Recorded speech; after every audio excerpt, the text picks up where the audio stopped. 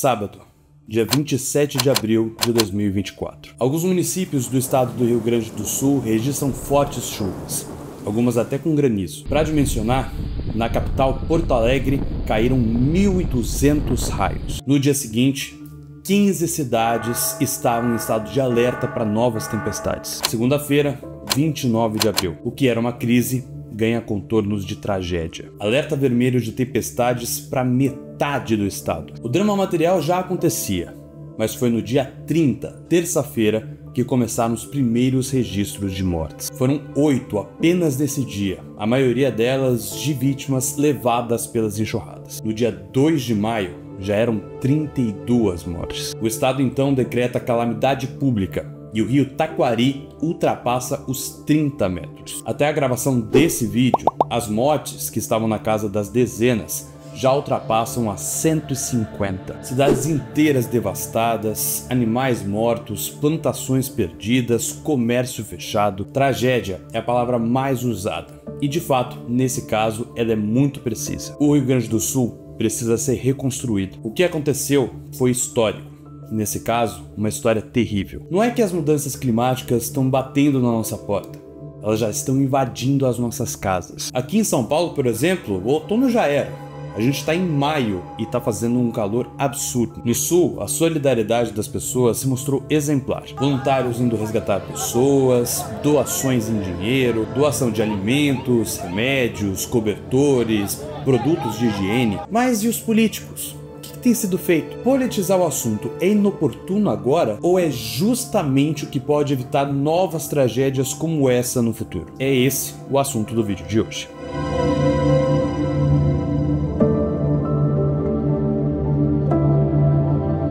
Pois é, a gente vai ter que voltar a falar de mais um tema mais tenso, mais denso, mais pesado. Isso pode até acabar atrapalhando um pouco do nosso alcance. Então, se você quiser ajudar a gente a entregar esse conteúdo para mais pessoas, não se esqueça, por favor, de deixar o seu like aí embaixo, também de se inscrever no canal aqui no Política Sem Textão para não perder os nossos próximos vídeos e ajuda a compartilhar com outras pessoas esse conteúdo. A gente ainda é um canal pequeno, tá no começo e você não faz ideia o quanto que esse engajamento ajuda a gente.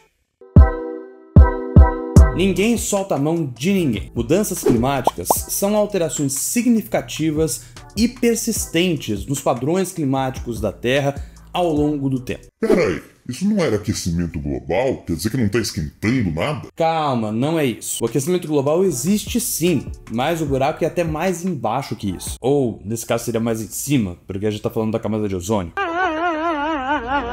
Se descobriu que essas mudanças climáticas podem envolver variação nas temperaturas médias globais, mas que elas, por consequência, acabam tendo impacto direto em vários fatores, como as chuvas, o nível do mar, os ventos e eventos climáticos extremos. Geralmente as mudanças climáticas acontecem por uma combinação de fatores naturais e de atividades humanas. Tipo, ninguém faz chover, mas determinados comportamentos, formas de produção, mineração, exploração, produção de energia, tudo isso leva a ter mais calor.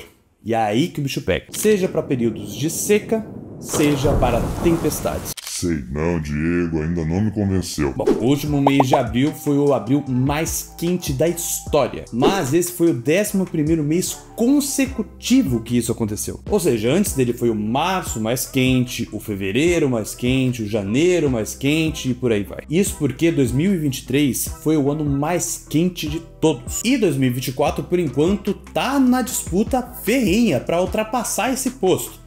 Mas provavelmente ele vai acabar perdendo para 2025 depois dele. Vaca atrás dele e já vai com tudo pra cima do Carl Benninger, já faz a ultrapassagem. Mas, Diego, eu prefiro o calor do que o frio, isso não é positivo? De jeito nenhum. Não tô falando de temperaturas dentro da normalidade, não. Eu tô falando de temperaturas extremas, sucessivamente, que indicam um aquecimento do globo como um todo. E isso tem um potencial desastroso como por exemplo o que está acontecendo agora no Rio Grande do Sul. Por lá juntou-se ventos muito fortes, um calor muito intenso vindo do centro do Brasil e também um corredor de umidade que veio da Amazônia. Tudo isso foi a combinação perfeita e terrível das tempestades. E apesar de existir sim muito negacionismo com relação a esse assunto, 64% das pessoas acreditam que a tragédia no Rio Grande do Sul é uma consequência direta das mudanças climáticas.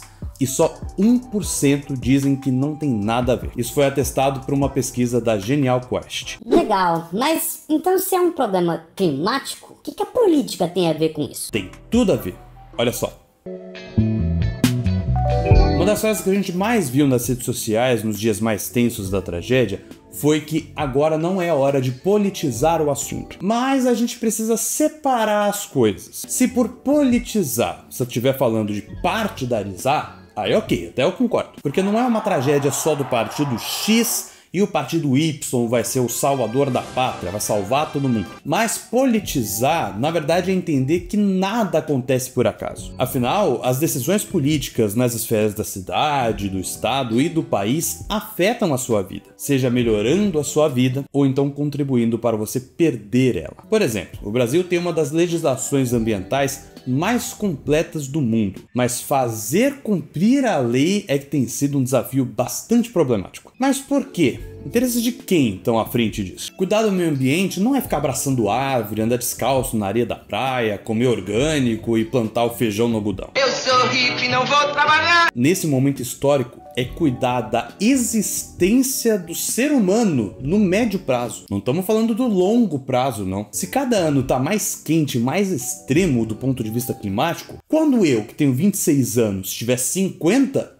qual vai ser a situação? Olha só, aqui no Brasil existe desde 2009 a Política Nacional de Mudança do Clima, e que visava reduzir o desmatamento na Amazônia e no Cerrado, ampliar a energia sustentável e contemplar melhores práticas para indústria, agricultura e pecuária. E aí, em complemento, lá em 2016, o governo federal lançou o Plano Nacional de Adaptação à Mudança do Clima. E esse aqui buscava promover a redução da vulnerabilidade nacional à mudança do clima e gerir riscos. Repetindo, para dar ênfase, vulnerabilidade e riscos. E no Sul, como a política foi decisiva para essa tragédia? Eu vou te dar um exemplo. Segundo uma apuração do UOL, a Prefeitura de Porto Alegre não investiu 1 centavo na prevenção de enchentes em 2023. E antes de ser zero, o investimento em prevenção de enchentes vinha diminuindo há 2 anos seguidos. Mas tinha dinheiro? Tinha sim. Quase 429 milhões de reais no departamento de águas e esgoto do município. E para uma cidade, isso aqui é muita grana. E quem são os mais vulneráveis às tragédias climáticas? Justamente os mais pobres. Mas eu não tô nem aí pra isso. O que importa é a economia.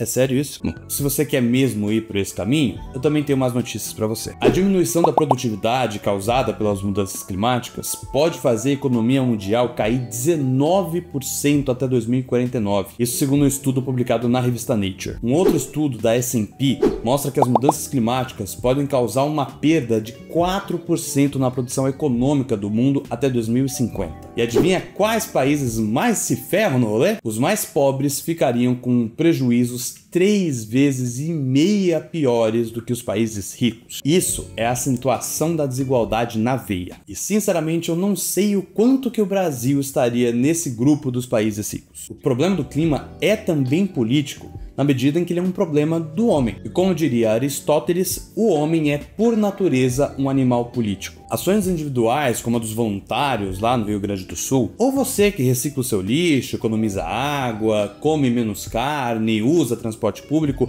essas ações são importantes. Mas infelizmente não é isso que vai mudar o jogo. A nossa esperança tem que estar na política e na reflexão de como a economia pressiona um sistema que faz a conta não fechar. Dá para crescer infinitamente? Dá para produzir cada vez mais? Dá para aumentar a população até qual nível? E o lixo vai para onde? E esse crescimento chega quando nos miseráveis? Bom, essa bomba relógio já começou a soltar faíscas. E tem 3 comportamentos possíveis: negar por completo e viver como se nada estivesse acontecendo. É mentira!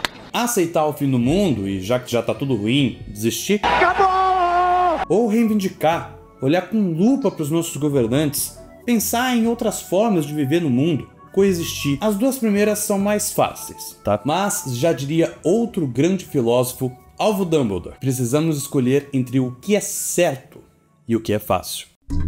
Lembrando que se você puder ajudar o Rio Grande do Sul de qualquer forma, não hesite em ajudar. Por esse QR Code que está aí na tela, você pode ajudar pelo canal oficial do governo do Rio Grande do Sul, que é o SOS Rio Grande do Sul. Mas se você não quiser ir por esse caminho, é melhor você doar para quem ou para aquela instituição em que você mais confia. Independente da forma, se você puder contribuir e por acaso ainda não fez isso, faça, porque pequenas doações juntam um grande valor no final e faz uma diferença muito grande. Assista algum dos nossos outros vídeos que estão aqui no lado, e se você gostou do conteúdo e não deu seu like lá no começo, aproveita agora para deixar o seu like, se inscrever no canal se não for inscrito ainda e manda para as pessoas para espalhar essa mensagem. Um abraço e até um próximo vídeo. Tchau, tchau!